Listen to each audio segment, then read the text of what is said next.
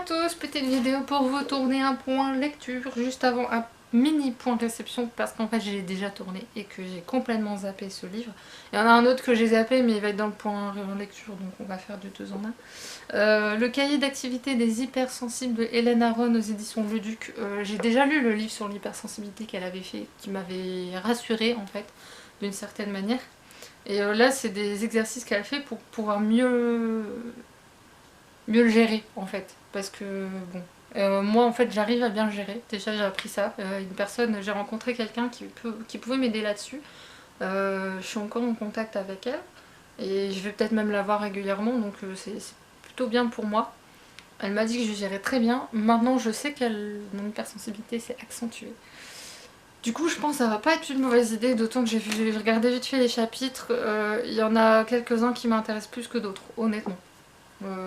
Mais en ce moment, ouais, je suis sur la bonne voie, donc c'est très très bien. Alors, pour le point lecture, Trace de Kei Koga aux éditions Komiku. C'est un manga à ne pas mettre entre toutes les mains, je vous le dis d'office. Il n'y a aucune censure dans ce manga, c'est pas un seinen pour rien. On suit en fait Nona, qui est une technicienne de laboratoire encore en formation. Et il y a Mano, je confonds les personnages. Mano qui revient, donc c'est un expert médico-légal qui travaillait là, mais il est parti, on sait pas trop pourquoi, et il revient. Et en fait, donc c'est lui. Et il se trouve qu'en fait, lui, quand il était petit, ses parents étaient assassinés avec sa sœur. Et que forcément, ça a une incidence sur son choix de carrière, mais c'est là où on se dit pourquoi. Parce qu'en fait, il évite toutes les personnes qui l'ont connu à cette époque-là. Mystère. Bon, on le sent un peu venir, hein, soyons honnêtes. Mais moi, ce que j'ai apprécié avec ce personnage, c'est que quand il va prendre Nona sous son aile, enfin, est-ce qu'il la prend ou pas sous son aile, on ne sait pas s'il le fait de plaisir ou pas, mais je pense qu'il a vraiment envie de partager son savoir, par contre, parce que il est tellement méticulé qu'il pense à des choses que personne ne penserait, je pense. En plus, là, c'est la police scientifique japonaise, donc c'est encore différent. Hein. Et j'ai apprécié découvrir le fonctionnement de la police japonaise, scientifique japonaise, et même la police tout court, parce qu'on les voit apparaître par moments. Et j'ai trouvé ça super intéressant. Maintenant, en fait, quand une affaire est résolue, en fait, ils vous refont le film de ce qu'ils ont découvert par le biais des preuves scientifiques, en fait. Et c'est là où il n'y a aucune censure. Moi, ce qui m'a le plus... Enfin, les deux affaires principales, de mon principal, je sais pas comment on dit, enfin bref, s'en fout, dont il parle dedans, m'ont toutes les deux fait froid dans le dos, parce que c'est des choses qui existent vraiment, je veux dire, mais ce que je ne savais pas, c'était parce qu'il y a une affaire de viol dedans quand même, et il y a ils expliquent l'avortement au Japon, la particularité de l'avortement au Japon, parce qu'en fait, il y a un délai en fait qui existe là-bas qui est à peu près identique au nôtre, je crois, et par contre en cas de viol c'est différent. Et c'est là où on est partagé en fait. Les réflexions de Nona sur ça, je la comprends parfaitement. Et c'est là où j'admire ces gens qui font ce travail-là parce que ils doivent avoir des horreurs au quotidien. Mon Dieu, comment ils font pour pas péter un câble? C'est que ce soit le Japon, la France ou autre, j'en sais rien, mais... Wow. Bref, du coup, j'ai trouvé ça méga intéressant. Donc j'ai envie de lire la suite. Et en même temps, si c'est pour que ce soit aussi glaçant sur certains aspects, j'hésite. En fait, mon côté scientifique, parce que j'ai une personnalité très rationnelle en fait sur certains points. De ce point de vue-là, j'étais rassasiée, mais mon côté hypersensible, voilà. Du coup, c'est la première fois que je lis un livre où ouais, j'ai envie de lire la suite, et en même temps, vous voyez ce que je veux dire. Ensuite, j'ai lu la suite de Black Butler du tome 24 à 28 de Yana Toboso. J'allais dire le nom d'une autre autrice, mais rien à voir. Donc, voici le tome 24. Ne me demandez pas le nom du personnage, je m'en souviens pas. Le tome 25, c'est un nouveau. Je l'aime beaucoup. C'est un scientifique en même temps, donc voilà. Le tome 26 avec Agni. Je dirais rien, je lâcherai rien. 27 avec... Ciel, on va dire ça comme ça, et 28 avec Sébastien. Je viens de donner deux gros indices sans dire ce dont il est question, parce que je vous explique.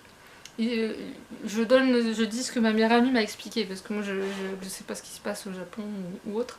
Il se trouve qu'en fait il y a eu un arc qui se termine là dans cet homme là, sur Black Butler, où les fans ont dit ouais c'est pas l'esprit de Black Butler, enfin ils ont râlé quoi auprès de la mangaka, et la mangaka a dit ah bah puisque c'est comme ça je vais vous faire un truc bien comme vous voulez, et elle l'a bien fait, et du coup bah en crise, voilà, hein, je sais pas comment ces fans là ont réagi.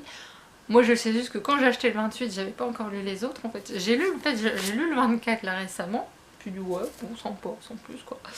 Puis bah après il y a le 25 et un petit peu comme ça quoi. On commence à se poser de très sérieuses questions. Et puis bon, bah, la fin était tellement non mais c'est The Suspense, donc j'ai lu celui-là. À la fin de celui-là, j'étais là, mais non, tu peux pas nous faire ça. Donc c'est là où elle s'est vengée. Le genre de truc qu'on n'imaginait pas du tout.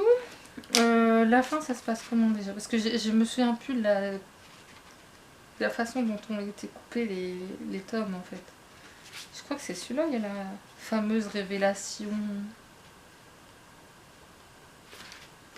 Est-ce que c'est dans celui-là où il révèle ce qui s'est réellement passé ou pas? Oui, c'est celui-là. Donc dans celui-là, j'étais what? Donc ça fait 26 tomes où on nous ment. Oui, 26. Voilà. Comment elle a pu... Non mais on s'est fait manipuler, mais non. Donc ça c'est la suite de la révélation en question, je ne dis pas ce qui s'est passé.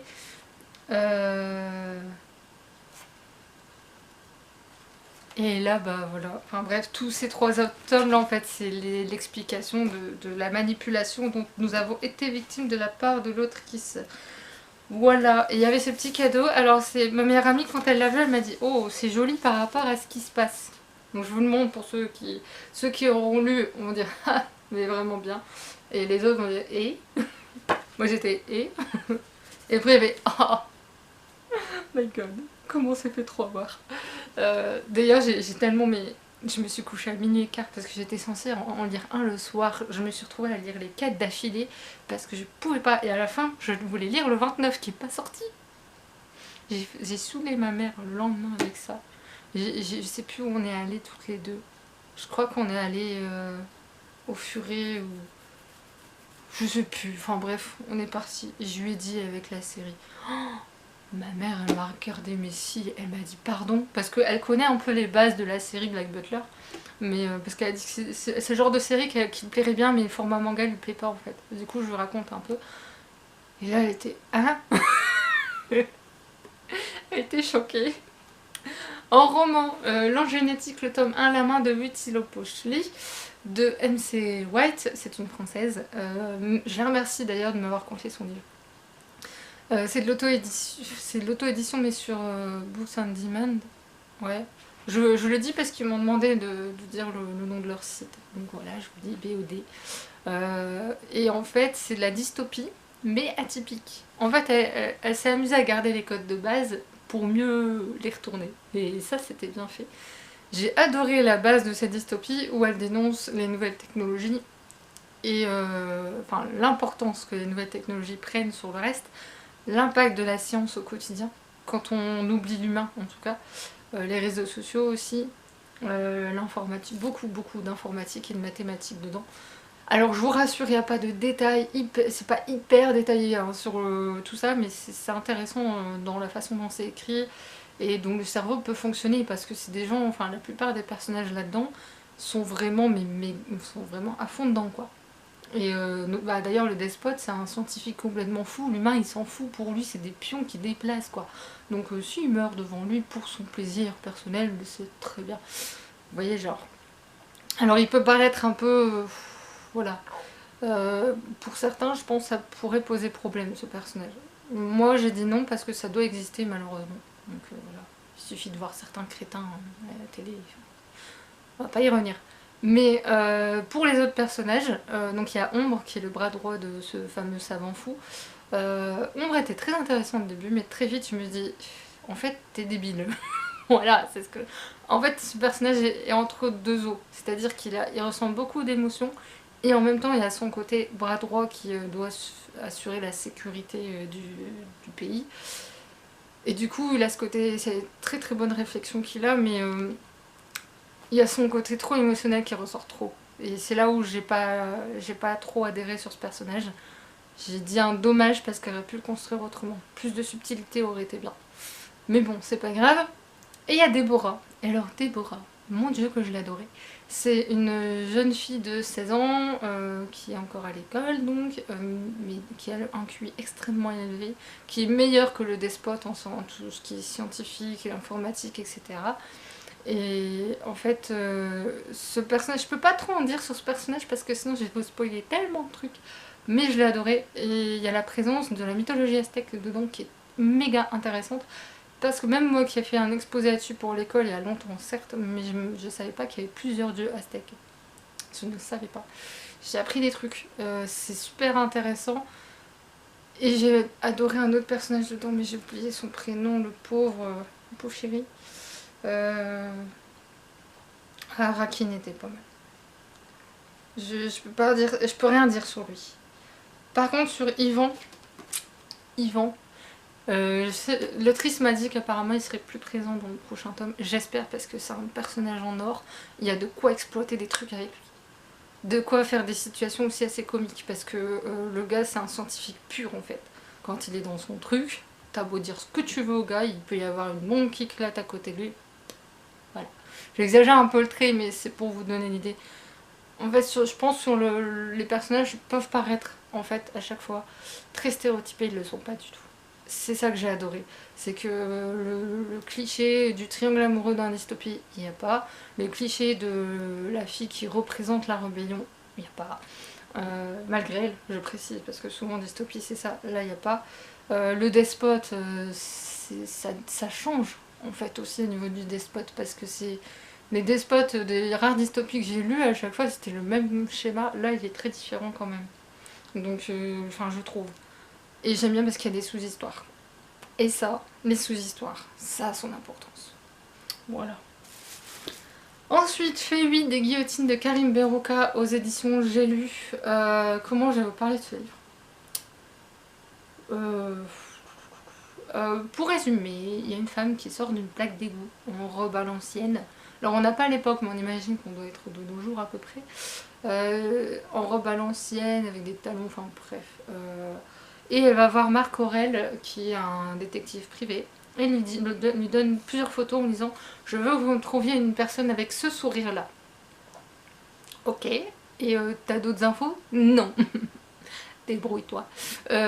Donc déjà la situation est rocambolesque. En fait ce livre, si vous attendez cohérence, sérieux et autres, oubliez.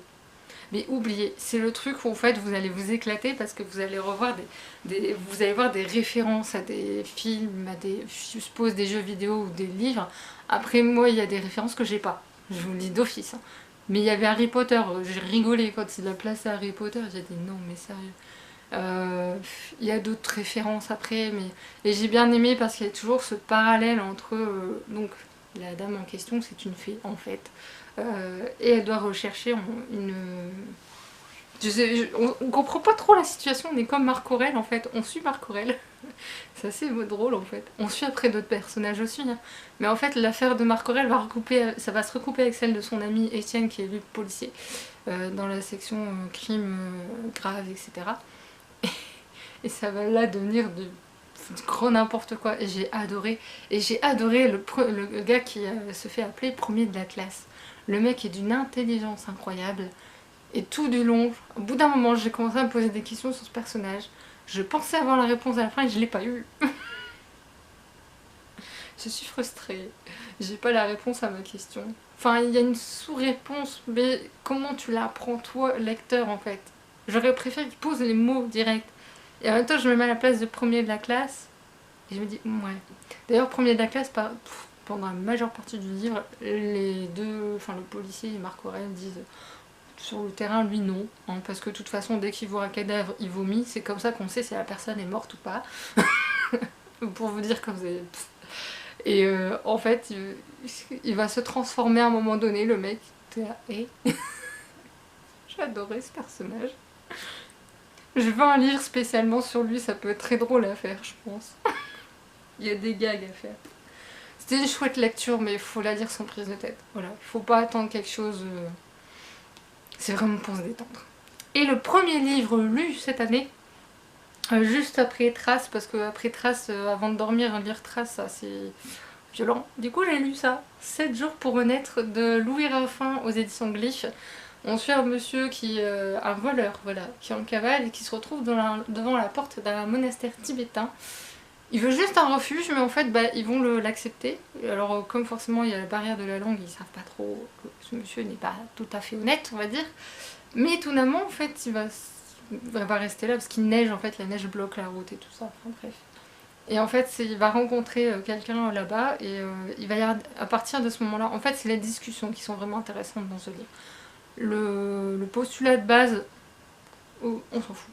Oh, honnêtement, je crois que l'auteur s'est juste trouvé un postulat, voilà, se foutait un peu la raison pour laquelle ce mec se retrouve dans ce monastère, mais il fallait quelqu'un qui soit complètement athée, qui soit vraiment à l'opposé de ce qu'on attend du bouddhisme en fait. Et justement, il y a cette discussion entre cette personne, je dis pas rien sur cette personne volontairement, et lui. Et en fait, on a comment on va dire ça? On a une explication de la base du bouddhisme. Mais vraiment la base de chez base. Juste ce qu'on devrait être tous. C'est de la logique à l'état pur, c'est du bon sens à l'état pur. Et je l'ai lu, ça m'a fait un bien fou. Parce que juste après Trace. Et chouette roman. Franchement, c'était chouette. Et le livre que je suis en train de lire, je crois que j'ai pas pris de notes. Mais je crois que j'aurais dû. Je rebondis parce qu'en fait ce livre là j'aurais pu en parler en même temps que celui que je lis en ce moment. Je me le garde pour les salles d'attente. Voilà. Sur ce, j'espère que cette vidéo vous aura plu. Je vais vous laisser avant que ça soit une vidéo trop longue. Et je vous dis à très vite. Salut!